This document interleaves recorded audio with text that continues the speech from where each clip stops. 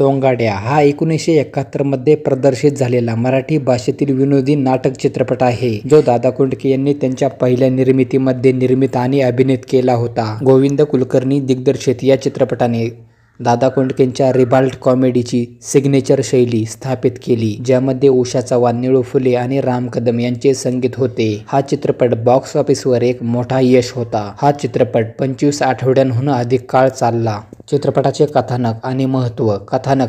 हा चित्रपट एका निष्पाप आणि गोंधळलेल्या नायकावर म्हणजेच नाम्यावर केंद्रित आहे, ज्याची भूमिका दादा कोंडकेंनी साकारली होती, जो अनेकदा विनोदी परिस्थितीत अडकतो, ज्यामध्ये पारंपरिक मराठी तमाशाने प्रेरित दृश्यांचा समावेश आहे. हा चित्रपट प्रचंड हिट झाला, ज्यामुळे दादा कोंडके यांचा मराठी चित्रपटसृष्टीतील एक अव्वल व्यक्तिमत्व म्हणून दर्जा दृढ झाला. सोंगाड्याचे प्रमुख तपशील.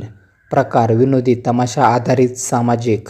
दिग्दर्शक गोविंद कुलकर्णी. निर्माता आणि स्टार दादा कोंडके.